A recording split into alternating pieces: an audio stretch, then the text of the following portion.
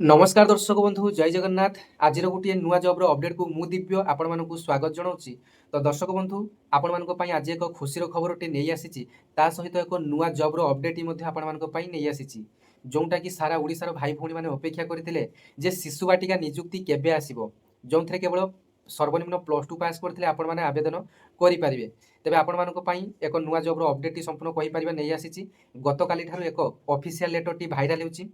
तेबे भिडियो से ही लेटरटी आपण मानक मु देखैबी एवं सबुठारु खुशीर कथा आज समस्त गणमाध्यम बा खबर कागज में 7234 गोटी शिशु बाटिका निजुक्ति को नहीं पेपर आसी सारी। तेबे यहाँ कौन भी फेक खबर नुहे।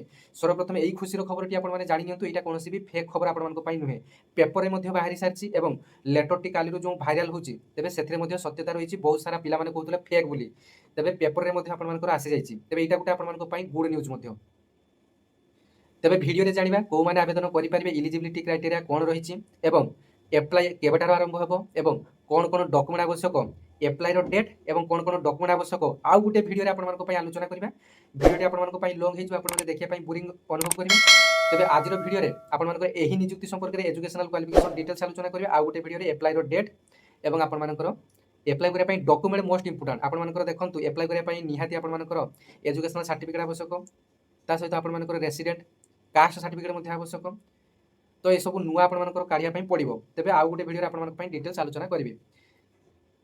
तेज बर्तमान प्रायतः समस्त प्राथमिक विद्यालय में 45,000 शिशु सेविका निजुक्ति कथा आपको पूर्व अपडेट देती जे शिशु सेविका निजुक्ति कौन कौन स्कूल में बर्तमान चली। जो जो स्कूल बर्तमान 30 जन अधिक पिला स्कूल को जाऊँच, अंगनवाड़ी छाड़ी स्कूल को जाऊँच, से शिशु सेविका निजुक्ति करार व्यवस्था रही। शिशु सेविका निजुक्ति प्रत्येक स्कूल वाइज आपर अलग अलग डेट रही। आपण मैंने निज प्राइमरी स्कूल को जाई ए डिटेल्स टी बुझी पारिबे जे शिशु सेविका निजुक्ति आपण मानकर सरीची कि वर्तमान चली। शिशु सेविका निजुक्तिर एक निर्दिष्ट डेट नाही। आपण मानकर स्कूल रे जदि वैकेंसी फांका रही आपण माने जेबे चाहिए अप्लाई करि पारिबे, किंतु आपण मानकर स्कूल रे आपण मानकर एटा बुझिया पई पड़िबो। किंतु वर्तमान जो शिशु बाटिका निजुक्ति आसीची एथिरे उभय पुओ झियो आवेदन करि पारिबे, किंतु शिशु सेविका रे केवल झियो पिला माने आवेदन करि पारिबे।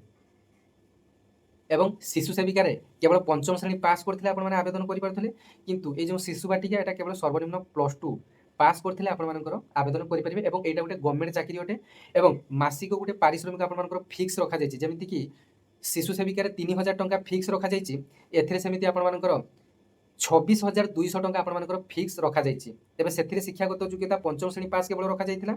3000 टंका आपण मानकर पई रखा जायथिला एवं केवल पिला मानकर जत्न नेबार काम रखा जायथिला। डिटेल्स गाइडलाइन आसिले डिटेल्स आपण माने जानि परिबे। प्रायतः प्रथम रु तृतीय श्रेणी पिला मानकु बुद्धे पढाया पई एथिरे गाइडलाइन रहिबो। जेतु जो माने कि सिटी करिसंती से माने पुनी प्राइमरी टीचर पई अप्लाई करिवे, से मानकर काम कोन पाठ पढिबे।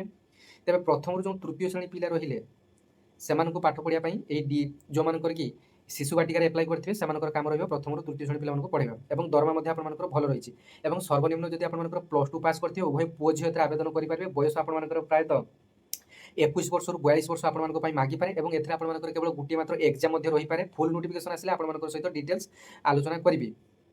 एवं एही नियुक्ति संपर्क रे यूट्यूब रे आपण माने बहुत सारा खबर देखिया पई पाइथिबे जे दशम श्रेणी पास करथिले आपण माने आवेदन करि परिबे, +2 पास करथिले आपण माने आवेदन करि परिबे, के कहउछन्ती सिटी पास करथिले आपण माने आवेदन करि परिबे, के कहउछन्ती केवल डीईसी कोर्स करथिले आपण माने आवेदन करि परिबे। जेहेतु वर्तमान ऑल इंडिया रे ओडिसा रे मध्य एनईपी 2020 लागू हो सारी। जातीय शिक्षा नीति 2020 संपूर्ण भाव में लागू हो सारी। से आपर शिशु सेविका नियुक्ति ता सहित शिशु बाटिका नियुक्ति आसवाई जाऊँगी। शिशु सेविका नियुक्ति अलरेडी आप चली। शिशु बाटिका जो 7234 टी आगक आपर आसवाई जाऊँगी।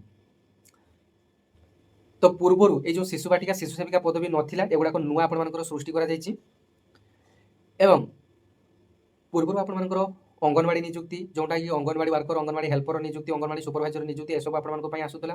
ता सहित प्राइमरी टीचर आपण आसूला केवल पिला पाठ पढ़ाई। किंतु वर्तमान शिशु सेविका एवं जोटा कि शिशु बाटिका नियुक्ति आपण आसूची।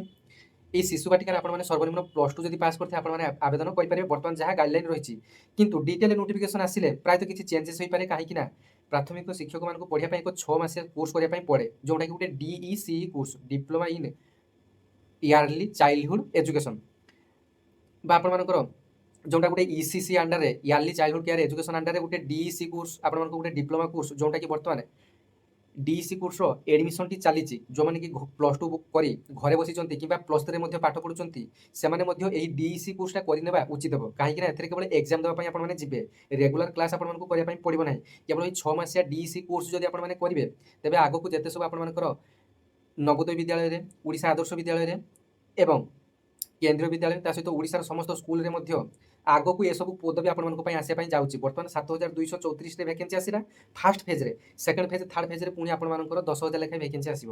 ତେବେ ଡିଇସି କୋର୍ସ ଆପଣମାନେ କରିନେବା ଉଚିତ ହେବ। ଉଭୟ ପୁଅ ଝିଅ ଏଥିରେ ଆପଣମାନଙ୍କର ଆବେଦନ କରିପାରିବେ ଏବଂ ଏଥିରେ ଆପଣମାନଙ୍କର ଆଉ ଗୋଟେ ଅଲଗା ଭିଡ଼ିଓରେ ଆପଣମାନଙ୍କର ଡିଇସି କୋର୍ସର ଡିଟେଲ୍ସ ଆପଣମାନଙ୍କ ସହିତ ସେୟାର କରିବି।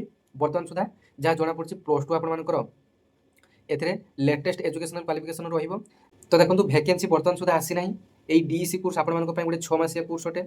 ଆଉ ଗୋଟେ ଭିଡ଼ିଓରେ ଆପଣମାନଙ୍କ ପାଇଁ ডিইসি କୋର୍ସର ଡିଟେଲ୍ସ ଆପଣମାନଙ୍କୁ ମୁଁ ଅପଡେଟ୍ ଦେଇଦେବି। ଉଭୟ ପୁଅ ଝିଅ ସେଥିରେ ଆବେଦନ କରିପାରିବେ। ଏଟା ଆପଣମାନଙ୍କର ଇଗ୍ନୁରେ ଆଡମିସନ ହେଉଛି ଜୁଲାଇ 15 ପର୍ଯ୍ୟନ୍ତ। ତେବେ ଦର୍ଶକ ବନ୍ଧୁ ଆଜିର ପ୍ରମେୟ ନ୍ୟୁଜ୍ ପେପରରେ ଆପଣମାନେ ଦେଖିପାରୁଛନ୍ତି ଯେ ଶିଶୁ ବାଟିକାରେ ନିଯୁକ୍ତି ହେବେ 7,234 ଜଣ ଶିକ୍ଷକ, ମିଳିବ ମାସିକ 26,200 ଟଙ୍କା ଦରମା, ବାର୍ଷିକ ଖର୍ଚ୍ଚ ହେବ 227 କୋଟି ଟଙ୍କା। ଗତ ଶିକ୍ଷାବର୍ଷରୁ ରାଜ୍ୟରେ ଆରମ୍ଭ ହୋଇଥିଲା ଶିଶୁ ବାଟିକା। ତେବେ ଅଙ୍ଗନବାଡ଼ିରୁ ସିଧା ପ୍ରଥମ ଶ୍ରେଣୀରେ ନୁହେଁ ଶିଶୁ ବାଟିକାରେ ନାମ ଲେଖାଇଥିଲେ ଛାତ୍ରଛାତ୍ରୀ। ତେବେ ରାଜ୍ୟରେ 45,000 ସ୍କୁଲରେ ଆରମ୍ଭ ହୋଇଛି ଶିଶୁ ବାଟିକା ଶ୍ରେଣୀ। ପ୍ରାଥମିକ ପର୍ଯ୍ୟାୟରେ ସରକାର ଶିଶୁଙ୍କର ଯତ୍ନ ନେବାକୁ ଶିଶୁ ସେବିକାଙ୍କୁ ନିଯୁକ୍ତି ଦେଇଛନ୍ତି। ମାତ୍ର ଏବେ ପିଲାଙ୍କୁ ପାଠ ପଢ଼ିବା ପାଇଁ ରାଜ୍ୟରେ ନିଯୁକ୍ତି ହେବେ 7,234 ଜଣ ଶିକ୍ଷକ। ଏହି ପଦବୀ ସୃଷ୍ଟି ପାଇଁ ଅନୁମୋଦନ ଦେଇଛି ଅର୍ଥ ବିଭାଗ। ତେବେ ଆପଣମାନେ ଡିଟେଲ୍ସ ଦେଖିପାରିଲେ ଯେ ଖବରକାଗଜରେ ମଧ୍ୟ ଅପଡେଟ୍ଟି ଆସିଛି। ସୂଚନାଯୋଗ୍ୟ ଏହି ଶିକ୍ଷକମାନଙ୍କୁ ବୌଦ୍ଧିକ ବିକାଶ ସେମାନଙ୍କର ପାଠପଢ଼ାକୁ ଗୁରୁତ୍ୱ ଦେଇଛନ୍ତି ରାଜ୍ୟ ସରକାର। ଜାତୀୟ ଶିକ୍ଷାନୀତି 2020 ସହ ପ୍ରାରମ୍ଭିକ ଶିଶୁ ଯତ୍ନ ଓ ଇସିସିକୁ ଦୃଢ଼ କରିବା ପାଇଁ ସରକାର ଶିଶୁ ବାଟିକା ଶ୍ରେଣୀ ପାଇଁ ଶିକ୍ଷକ ପଦବୀ ସୃଷ୍ଟି କରିଛନ୍ତି। ତେବେ ଅର୍ଥ ବିଭାଗ ପକ୍ଷରୁ ପ୍ରାଥମିକ ଶିକ୍ଷା ନିର୍ଦ୍ଦେଶକଙ୍କୁ ଚିଠିରେ ଜଣାଇ ଦିଆଯାଇଛି ଯେ 7,234 ଗୋଟି ଶିକ୍ଷକ ପଦବୀ ପାଇଁ ଅନୁମୋଦନ ଦିଆଯାଇଛି। ପ୍ରତି ଜିଲ୍ଲାରେ ନିଯୁକ୍ତି ଦିଆଯିବ। ପ୍ରତି ଶିକ୍ଷକଙ୍କୁ ମାସିକ 26,200 ଟଙ୍କା ପାରିଶ୍ରମିକ ଦିଆଯିବ। ଏଥିପାଇଁ ସମଗ୍ର ଶିକ୍ଷା ପାଣ୍ଠିରୁ 227 କୋଟି 43,69,600 ଟଙ୍କା ଖର୍ଚ୍ଚ ହେବ। ମାତ୍ର ଏହି ବିଭାଗର ମାର୍ଗଦର୍ଶିକାରେ କୁହାଯାଇଛି ଯେ ଏହି ଅର୍ଥ ଖର୍ଚ୍ଚ ଶିକ୍ଷା ପାଇଁ ସମଗ୍ର ଶିକ୍ଷା ନିୟମ ଏବଂ ବଜେଟ୍ ଅନୁଯାୟୀ ଖର୍ଚ୍ଚ ହେବ। ସରକାରଙ୍କ ମାର୍ଗଦର୍ଶିକାକୁ ଆଧାର କରି ଶିକ୍ଷକ ପଦବୀରେ ନିଯୁକ୍ତି ଅର୍ଥାତ୍ ସରକାର ଏକ ସ୍ପେସିଫିକ୍ ଗାଇଡ଼ଲାଇନ୍ ଆଣିବେ ଯେ ଏଥିରେ କୌଣସି ପରୀକ୍ଷା ଅଛି କି ଡାଇରେକ୍ଟ ଆପଣମାନଙ୍କର ନିଯୁକ୍ତି ହେବ, ଏକ ନିର୍ଦ୍ଦିଷ୍ଟ ଗାଇଡ଼ଲାଇନ୍ ଆଣିବେ। ତ ଆପଣମାନଙ୍କୁ ପରବର୍ତ୍ତୀ ଅପଡେଟ୍ କିଛି ଆସିଲେ ଆପଣମାନଙ୍କୁ ମୁଁ ଦେଇଦେବି। କିନ୍ତୁ ବହୁତ ସାରା ୟୁଟ୍ୟୁବର ଆପଣଙ୍କୁ କହିବେ ଯେ ଏଥିରେ କିଛି ପରୀକ୍ଷା ନାହିଁ, ଡାଇରେକ୍ଟ ଆପଣମାନଙ୍କର ନିଯୁକ୍ତି, ସେମିତି କିଛି ବି ନୁହେଁ। ବର୍ତ୍ତମାନ ଏହାର ଡିଟେଲ୍ ଗାଇଡ଼ଲାଇନ୍ କିଛି ଆସିନାହିଁ। ଯେହେତୁ 26,200 ଆପଣମାନଙ୍କର ଦରମାଟି ରହିବ ତେବେ ଏଥିରେ ଆପଣମାନଙ୍କର ପରୀକ୍ଷା ଗୋଟେ ରହିପାରେ।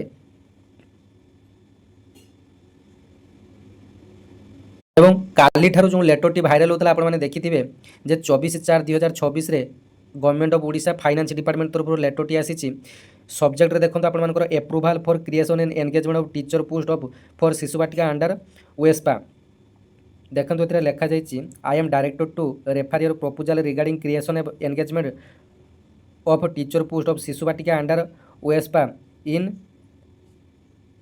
Engagement with the previous of NEP 2020।